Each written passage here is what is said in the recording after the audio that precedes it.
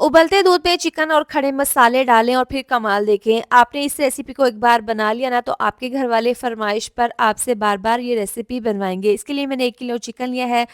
खड़े मसाले जीरा, सौंफ, साबुत धनिया, दालचीनी के 2 से 3 टुकड़े हैं, साबुत काली मिर्चें, लौंग, बादियान का फूल, बड़ी इलायची, छोटी इलायची, जलवत्री का 1 टुकड़ा है। सबसे पहले 1 कप डाल देंगे कढ़ाई में, दूध उबलने के लिए रख देंगे। इसमें चिकन डाल देंगे, खड़े मसाले डालकर इसको मिक्स कर लेंगे।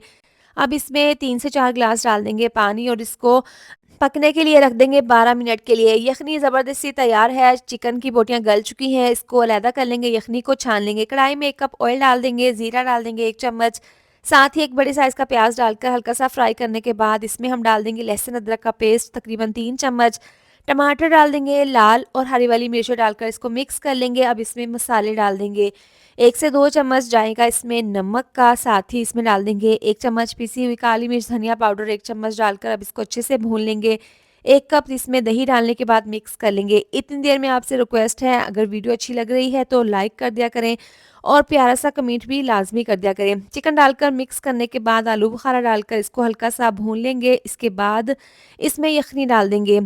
3 ग्लास चावल के हैं, इस हिसाब से 4 ग्लास इसमें हम डाल देंगे यखनी के और इसको मिक्स कर लेंगे। यखनी के हिसाब से 1 चम्मच नमक डालकर इसको मिक्स कर लेंगे। जैसे ही यखनी में उबाल आएगा, तो इसमें चावल डाल देंगे। 1 किलो चावल थे, इसको मैंने 1 घंटा पहले अच्छे से धोकर भिगोकर रख दिया था। अब ये डालकर इसको अच्छे से मिक्स कर लेंगे, इसको पकने के लिए रख देंगे। यहाँ पर इसको 10 मिनट हो गए हैं।